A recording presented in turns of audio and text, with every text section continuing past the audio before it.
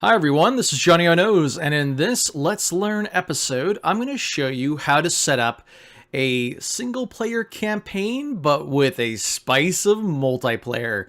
We have successfully played it for 2 nights. The first night didn't go so well, the second night went flawless. So I'm going to show you how we set it up, and that way you can have your own single-player campaign, but then have your friends join you in all the battles. So as the campaign runner, or the person that's playing the campaign, you're going to have to download 3 things. Now, I'm going to have all of the links in the description. So if you can't find them on your own, you'll be able to find them in the description below.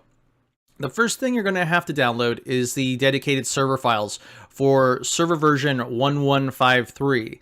The current version of the game is 1168, so you're not going to be able to use the dedicated server files for the current version. So you're going to have to pull it from somewhere that has it archived. The place I was able to find it was ozgamers.com. But if you can find it somewhere else, it's a little bit more reliable, less sketchy, go ahead and do it. But you're going to need the 1153 version of the Warband dedicated server files. Then you're going to have to find yourself the 1153 exe from tailworlds.com. So you can get this right from their site. This will load up the 1153 version of the game that works with both the dedicated server as well as BattleTime 1.4. So the reason why we're downgrading ourselves to 1153 is because BattleTime is only supported up to that version. So BattleTime 1.4 is going to be the mod that you'll be applying to both the dedicated server as well as your client. So download that as well, and like I said, all of these URLs will be available for you in the description below. So download all 3 of these, and you're ready to go. Right, so here are the 3 files that have been extracted from either their RAR or their zip. So just go ahead and throw them down all together so it makes it a little bit easier for yourself. First step that you're going to want to do is you want to take BattleTime and copy it. You're going to bring it to both the dedicated server modules folder and paste it away. And then head to the client and go to the modules as well in there. For both the client and the server, you're going to need to go into the BattleTime directory, go to the WSE folder, and copy all of these files that are in the WC folder to the main directory of the client and the dedicated server. So let's go ahead and do that.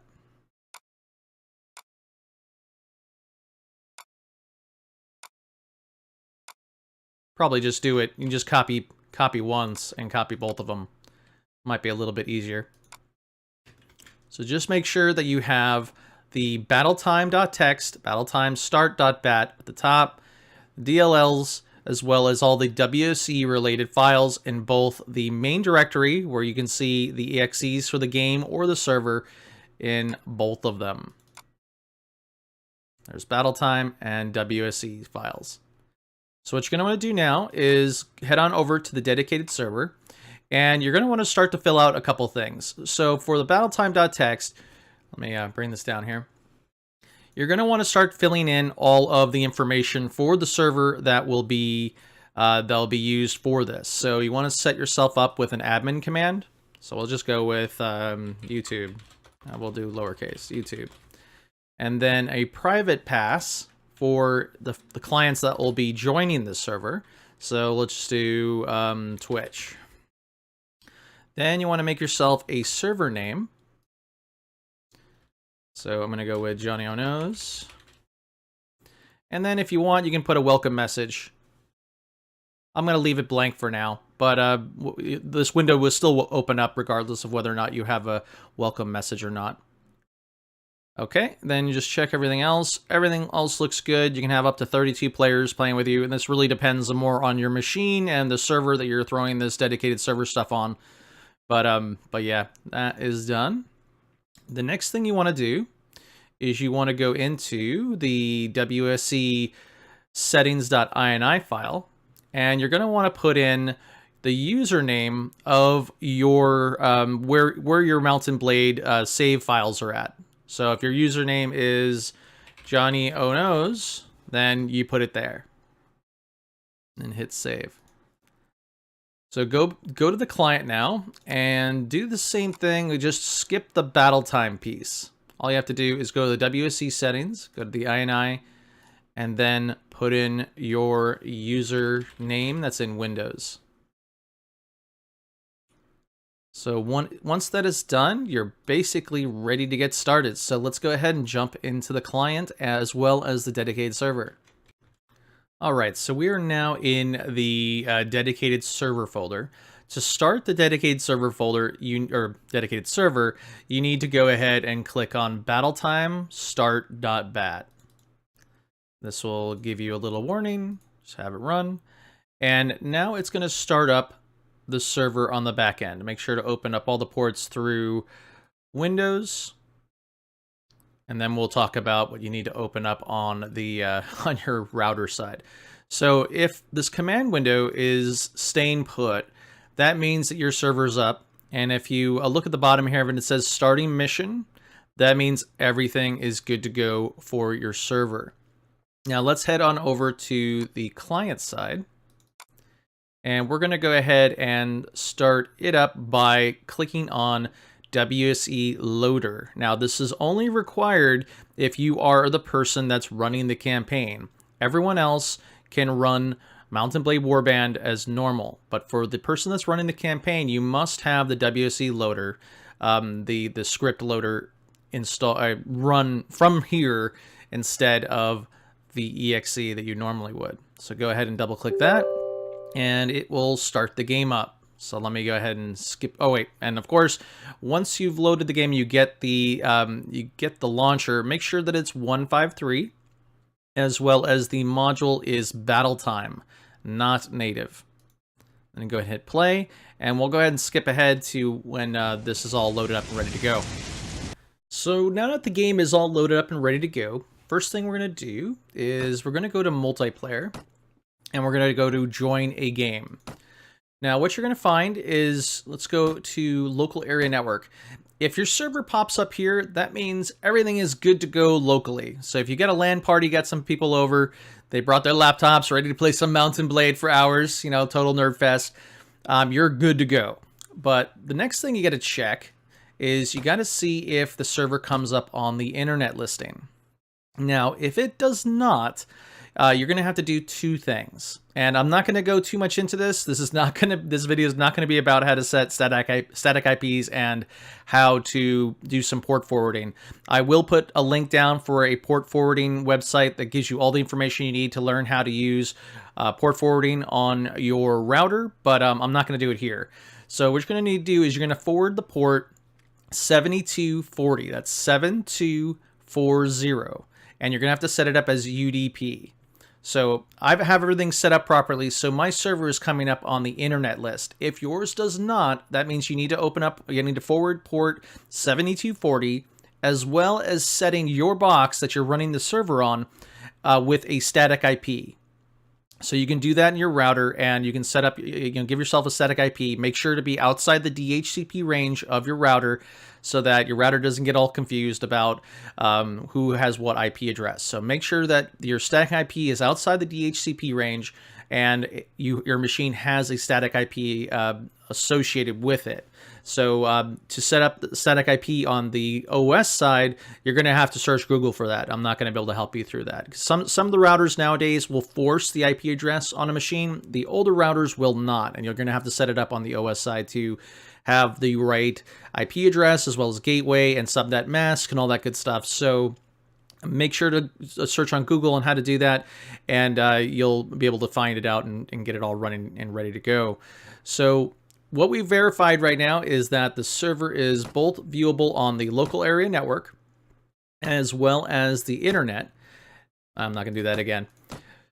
So now what you want to do is you want to click on your server and give it a click on the add to favorites, so that way you can go into your favorites listing here rather than having to look for it on either the internet or the LAN area network. This is a really good idea for your the clients that are going to be joining your server, so that way they don't have to populate this internet list every time. So go ahead and click on the guy and put in the password that you put in as your admin password. So I put YouTube as my admin password and hit connect. You get into a kind of a map here, hit escape, and then click on administrator panel. If this all comes up properly, then you know everything is working the way you want it to. Go and hit back, then hit quit, and then join your server again with your the password that you're going to give to all of your clients that are going to be joining you. Hit connect. And if they get some selections like choose faction, choose character, and all that stuff, that means you're good to go. All right, so now the hard part. If this wasn't the hard part for you, the next part is just as hard. We're going to go into now what you need to do in the game to get this working. So let's go ahead and jump into it. So now that we're in the game, you want to go ahead and find yourself a fight. Let's go ahead and take out this caravan of Swadians.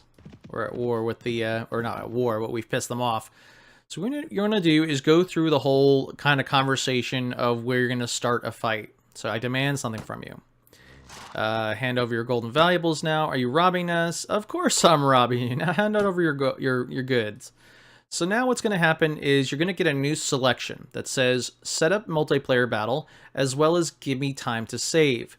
It is highly advisable that you click on give me time to save the game, jump back into the conversation, do all the things again, and then say set up multiplayer battle. This will quit the game and jump into multiplayer, go to join a game, select your server. As you can see, there's tons of steps for the guy that's running the campaign. Put in your admin server, hit connect, hit escape, click on administrator panel, click on load battle, and then say start map. This is going to reload this map to reflect the battle that you're going to be fighting in your campaign. So as you can see, it went from kind of the ruins area to the desert area.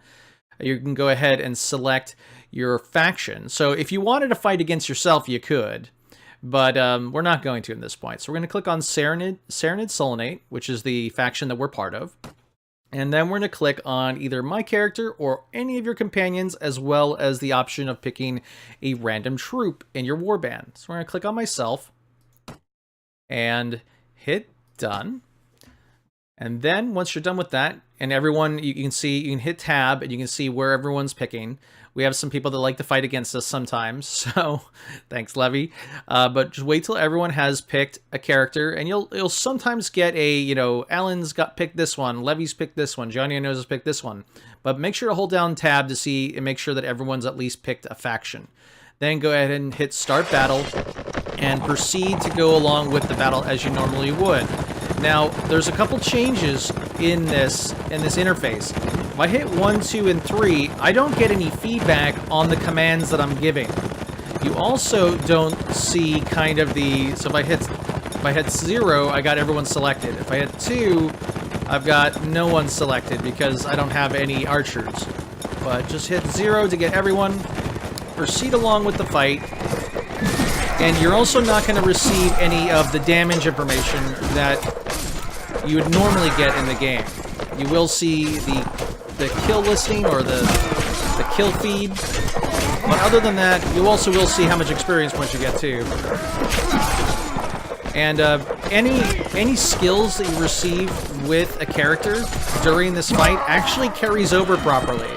So if you have some of your friends playing your companions, if they receive proficiency points in a particular weapon, it will carry over properly. So you can, in essence, skill up your companions quite well while having your friends play the companions.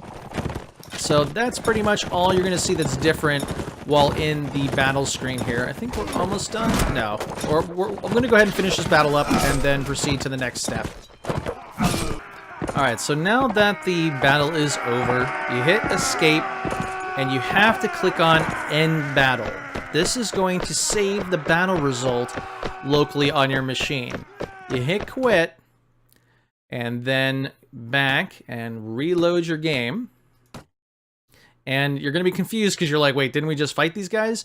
Click on them again, do the talking as you normally would. And instead of fighting... Oh, looks like I lost honor for this. Interesting. So, instead of having to fight the battle again, you click on Use Multiplayer Battle Results. And that way, the fight, the way it went in your multiplayer game, is carried on into your single player campaign. Hit continue, and you get this screen as you normally would. You can upgrade your guys, you can take prisoners, hit done, and then you'll also get all of the goodies that you've acquired while defeating the guys. Hit return, and looks like Matheld has something to say. All right, and that's basically it. The way it works is, for the clients, though, they'll jump onto your server, and anytime that you go ahead and proceed to load a new map, they'll be thrown into it as well. So it's kind of a cool name for a mod called BattleTime, because you're going to be yelling BattleTime into either your Discord or your Ventrilo or any of that sort of thing. So your clients are basically going to be sitting around doing nothing until you get into a battle, and when a battle occurs, they'll be brought into the new map. So this is the only way we've been able to get a single player campaign multiplayer together. And hopefully this helps you, and we found this extremely enjoyable. It is a lot of work for the administrator, and it is a little bit on the boring side for the folks that are kind of sitting there waiting for a fight to occur. But we had way more fun with this multiplayer version of the game than we ever have with single player. Just imagine being able to jump into a siege or a siege defense with, 3 or 4 of your friends helping out as well. Your friends helping you out with leveling up your companions, getting them proficiencies, getting them, pretty buff and just as high as level as your character. It's beyond fun for us. So hopefully you feel the same, and you've got some friends that are willing to willing to sit around and wait for fights to happen so that they can join in when a fight does occur. Definitely looking forward to playing this more with the guys that we have on our Discord. So if you're interested in joining us, make sure to take a look at the Discord link on my channel art. Jump into Discord, and every so often we'll be playing this. Just hit us up, but if you want to host your own and pull some folks from my Discord server as well, you can do that as well. We got lots of people that enjoy playing Mount & Blade, as well as a bunch of the other games that I support. All right, folks, so this is Johnnyonoes, and I've been playing Mount & Blade Warband BattleTime mod. If you have any questions about this at all, please go ahead and leave your questions in the comments below. Like I said, I'm not going to be able to help you with the port forwarding. I will give you a link to a site that's going to help you out a lot, and I'm not going to help you with the static IP address and all that good stuff. But everything related to the game or setting up the server, please go ahead and ask away. All right, folks, thank you so much for watching, and I'll see you all in the next episode.